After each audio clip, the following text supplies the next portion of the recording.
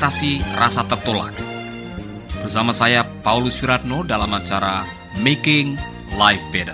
Saudara pendengar, dalam edisi yang lalu kita sudah mendengar pengakuan seorang anak yang masih muda yang pernah diperlakukan tidak baik, ditolak, tidak diterima oleh orang tuanya sendiri.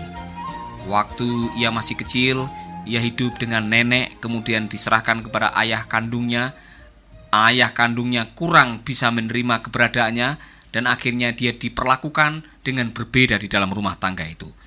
Dan kita akan mendengar lebih lanjut bagaimana tanggapan atau respon atau perilaku yang dialami oleh Dwi, bagaimana dia memulihkan dirinya dari rasa tertolak. Saya senang sekali Dwi masih bisa berbagi bersama kita sekalian, Dwi. Jadi kemarin kamu menceritakan bahwa kamu memang udah betul-betul merasakan penolakan dari orang tua kamu. Dipaksa kerja waktu masih muda, pengen sekolah tidak bisa terlaksana oleh karena kamu harus mendapatkan uang untuk mensupport orang tua kamu, dan pada akhirnya kamu memang betul-betul seperti tidak tahan tinggal di rumah dan kamu lari dari rumah, ya kan? Nah, buat kamu sebagai orang yang masih muda, seorang wanita yang masih muda dengan perlakuan seperti itu, apa yang ada di benak kamu waktu itu? Mungkin saya berpikir kayaknya semua bapak seperti itu, tapi pada kenyataannya saya melihat di luar sana, di tempat saya tinggal saat ini, sangat berbeda dengan apa yang bapak saya pernah lakukan dalam hidup saya. Ternyata saya berpikir, oh ternyata ada juga bapak yang baik gitu, nggak semua bapak seperti itu.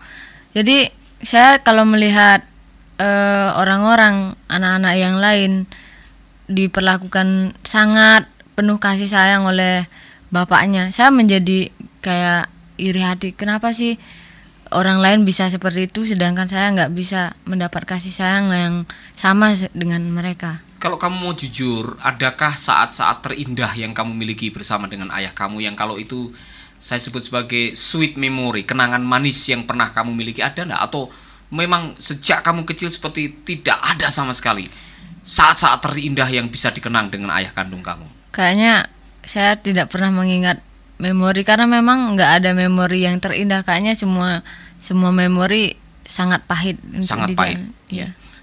Sebagai orang yang sedang bertumbuh menjadi remaja, dibebani dengan kepahitan dan rasa penolakan, kamu sempat enggak ada kompensasi gitu, mau melakukan sesuatu yang rasanya udahlah, daripada saya hidup kayak begini lebih baik saya bunuh diri aja, ada enggak kayak gitu-gitu? Sempat sih waktu itu, karena saya udah saya udah mengetahui kalau saya diperlakukan nggak adil oleh orang tua saya. Saya sempat, untuk apa saya hidup lagi, mereka nggak membutuhkan saya, nggak memerlukan saya lagi, lebih baik saya mati aja. Tapi untuk melakukan hal-hal yang saya hanya bilang saya ingin mati, Tuhan saya ingin mati, cabutlah nyawa saya, seperti itu. Tapi kalau ingin melakukan bunuh diri enggak, saya cuma bilang Tuhan saya ingin mati, saya udah nggak kuat lagi hidup seperti ini. Pernah enggak kamu nangis sendiri gitu? Iya, kalau masalah nangis itu hampir setiap hari saya menangis. Menangisi nasib kamu itu ya? Iya. Bapak kamu tahu enggak bahwa kamu kadang-kadang nangis sendiri? Enggak. Karena kamu diperlakukan tidak baik gitu? Enggak pernah tahu. Jadi kamu nangisnya di mana? Di kamar, kalau pergi gitu, di sekolah kadang-kadang saya di sekolah menjadi pendiam gitu. Kadang-kadang ngomong, kadang-kadang enggak, juga bergaul kurang bisa bergaul dengan orang. Jadi dampak daripada penolakan itu kamu akhirnya merasa ada sesuatu yang kurang, sehingga kamu juga mungkin tidak berani bergaul seperti yang lain karena kamu menjadi anak yang akhirnya seperti rendah diri. Iya. Kamu rasakan enggak itu? Takut ditolak gitu. Ya, takut ditolak karena kamu sudah mengalami penolakan. Iya. Karena penerimaan adalah sebuah kebutuhan dari setiap umat manusia yang lahir di dalam dunia ini, dan seharusnya orang tua adalah orang-orang pertama yang mencukupkan diri kita tentang penerimaan ini. Nah, buktinya kamu sudah ditolak kan? Kamu pertama dengan ibu kandung kamu tidak bisa, seolah-olah kamu sudah ditolak oleh ibu kandung. Di dalam kandungan kamu sudah ditolak karena mau digugurkan.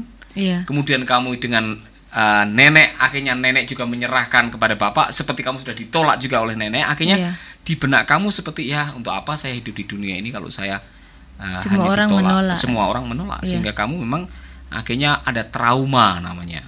Trauma yang memang sudah membekas. Saya senang oleh karena wajah kamu sudah ceria sekarang ya, tidak Iya. seperti tahun-tahun yang lalu. Apa yang kamu lakukan untuk supaya kamu bisa mengalami pemulihan? Sebetulnya rahasianya di mana kamu sudah bisa ceria, sudah tidak seperti tahun yang lalu waktu saya ketemu pertama kali dengan kamu itu?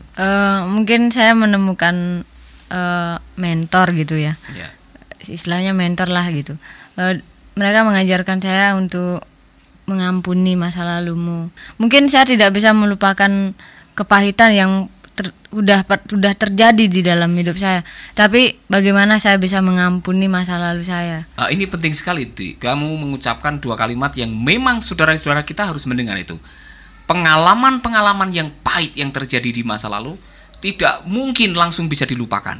Iya. Yang bisa kita lakukan ialah mengampuninya. Apa bedanya? Dan apa tandanya, kan begitu? Iya. Tanda bahwa kita sudah mengampuni masa lalu ialah kalau kita ingat lagi tidak sakit. Iya. Kalau dulu sebelum kita bisa mengampuni, kita masih rasa kayak mungkin nyesek dadanya atau pusing kepalanya setiap kali mengingat peristiwa itu. Nah, apa yang dikatakan oleh mentor kamu dalam rangka supaya kamu bisa mengampuni masa lalu kamu? Pertama saya harus bisa mengampuni diri saya sendiri. Kalau memang saya pernah menyumpahi mereka dan membenci mereka, dan yang kedua saya harus mengampuni apa yang sudah orang tua saya lakukan di dalam hidup saya gitu. Sangat susah untuk mengampuni karena memang mengampuni itu sangat sulit bagi saya, tapi saya berusaha dan saya berdoa, Tuhan, saya ingin mengampuni mereka, dan itu setiap hari saya gumulkan. Akhirnya sekarang saya sudah bisa mengampuni mereka. Kalau saya ingat masa lalu saya, mungkin saya bisa tersenyum saja gitu, dan Sudah tidak sakit hati lagi. iya. Saya berusaha untuk hubungi orang tua saya. Mungkin mereka tidak terlalu gimana gitu respon dengan saya kalau saya datang gitu. Tapi saya berusaha untuk, ya sudah terjadi bagaimanapun dia orang tua saya gitu. Kamu pernah datang secara pribadi kepada ayah atau ibu tiri kamu dan mengatakan, Bapak, saya ingin membereskan ganjelan yang ada di dalam hati saya. Pernah enggak? Saya sempat ngomong, saya ingin menyelesaikan masalah kita yang pernah saya alami. Mungkin saya pernah benci sama bapak atau ibu. Udahlah, nggak usah diberesin, apalagi yang perlu diberesin. Oh, dia ngomong begitu? Iya. Artinya mungkin dia sudah tidak suka. Tidak gitu. suka. Iya. Tapi kalau anehnya begini Pak, kalau saya pulang dengan banyak uang, mereka memanjakan saya. Tetapi kalau saya pulang tidak membawa uang, mereka marah-marah. Karena benci banget gitu. Jadi penerimaan kamu diukur dengan berapa banyak uang yang kamu bawa pada waktu kamu pulang, kan? Iya. Saya pikir ini adalah sebuah perilaku yang sangat tidak baik. Kalau kita baru menerima anak kita, kalau anak kita membawa rezeki atau membawa materi yang bisa menyenangkan hati kita, baru kita menerima mereka, adalah sebuah perilaku yang tidak benar. Masalahnya ialah sekarang ini sudah terjadi dan mungkin akan terus terjadi kepada kamu. Iya. Sekarang kamu sebagai pribadi, kamu harus membuat sebuah keputusan. Bagaimanapun juga itu adalah orang tua kamu, kan gitu. Iya. Ayah kamu sendiri gitu. Mungkin kamu belum sempat menyampaikan dari hati ke hati karena dia mengatakan, udahlah, enggak usah diselesaikan, kan gitu. Iya. Tapi seandainya ini bapak kamu sekarang mendengarkan siaran ini dan kamu ada kesempatan untuk menyampaikan isi hati kamu ngomong apa? Anggap aja bapak kamu sedang ngomong hati ke hati dengan kamu dan kamu mau menyampaikan isi hati kamu. Silahkan, kamu bisa mengucapkan isi hati kamu. Mungkin seandainya bapak saya ada di sini, saya minta maaf kalau saya pernah membenci mereka atau pernah menyumpahi mereka mati segala macam, dan saya minta bapak saya juga menyadari kesalahannya dan tidak ada terlambat untuk meminta ampun kepada Tuhan, karena memperlakukan anak tidak baik itu gimana ya, Tuhan tidak suka gitu. Tidak ada kata terlambat untuk meminta ampun kepada Tuhan, dan saya berdoa buat mereka supaya mereka menyadari kesalahannya dan bisa berubah dan memperlakukan anak-anaknya yang lain, memperlakukan orang-orang di sekitarnya dengan baik dan tidak seperti melakukan kepada saya gitu. Jadi saya pikir ada banyak pendengar kita yang mungkin pernah mengalami masalah yang sama seperti kamu. Ya. Dan mereka sedang bergumul, mereka sedang berjuang untuk mengatasi rasa penolakan. Kamu sudah berhasil. Nasihat kamu untuk mereka apa kira-kira?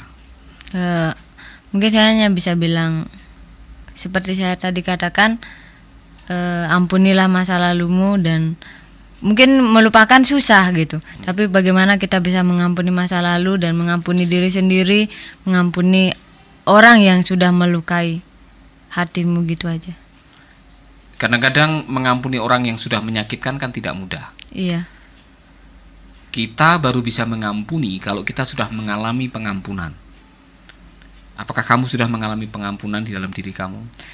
Saya sudah mengampuni diri saya, dan itu pertama memang harus mengampuni diri sendiri baru bisa mengampuni orang lain gitu. Mengampuni diri sendiri artinya kita harus menerima apa adanya. Termasuk nasib yang kurang baik, perilaku-perilaku, riwayat hidup, atau pengalaman-pengalaman pahit yang pernah kita alami. Iya. Kita harus menerima ya. Iya.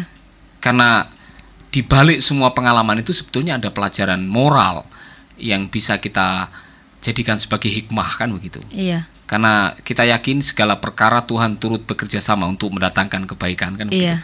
Pelajaran apa yang kamu terima dari pengalaman buruk di masa lalu? Dari pengalaman saya, mungkin saya bisa ada orang yang bernasib sama dengan saya. Mungkin saya bisa memberikan kesaksian kepada mereka bahwa saya juga pernah mengalami itu, tetapi saya sekarang sudah dipulihkan oleh Tuhan, dan saya bisa mengampuni orang lain. Bagaimana saya memberikan nasihat kepada mereka bahwa saya juga pernah mengalami hal sama. Bagaimana kamu bisa seperti saya gitu. Luar biasa. Dibutuhkan sebuah perjuangan dan waktu yang lama untuk kita sampai kepada kesimpulan seperti itu ya. Ternyata pengalaman itu Tuhan bisa pakai untuk kita nanti suatu saat bisa menolong orang lain yang punya nasib yang sama. Iya. Saudara yang dikasihi oleh Tuhan, apa yang baru saja kita dengar dari seorang anak Tuhan yang mengalami penolakan yang begitu rupa, dan hikmah yang bisa kita ambil daripadanya adalah sebuah proses pembelajaran hidup yang harus kita hadapi.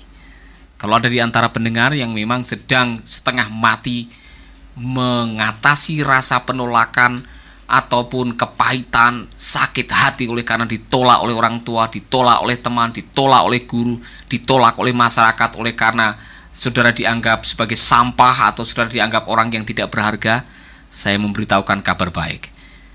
Pada waktu kita datang kepada Tuhan Yesus, Yesus memberikan penerimaan secara total, tidak pandang bulu siapa saudara. Waktu kita datang kepadanya, Tuhan akan mengampuni kita dan menerima kita, bahkan kita akan diangkat untuk menjadi anak-anaknya. Dan bagi saudara-saudara yang memang masih ada pergumulan untuk bagaimana bisa mengatasi pergumulan rasa tertolak ini, satu hal yang bisa kita lakukan ialah kalau kita sudah diampuni oleh Tuhan, marilah kita belajar mengampuni masa lalu kita, mengampuni orang-orang yang sudah menyakiti kita, dan melupakan, berusaha untuk melupakan hal-hal yang pahit, yang walaupun ini agak sulit, tapi belajarlah untuk kita mengampuninya dan berusaha untuk melupakannya. Kiranya kesaksian dan ulasan hari ini bisa menolong saudara untuk memiliki kehidupan yang lebih baik. Sahabat, Anda baru saja mendengarkan program Making Life Better. Hubungi kami di 0811 3901 144 atau 0811 3901 140. Mari dukung pelayanan Making Life Better melalui rekening BCA 66 900 30525. Sekali lagi, 66 900 30525. Atas nama Paulus Wiratno. Terima kasih, Tuhan Yesus memberkati. Making life better, bikin hidup lebih baik.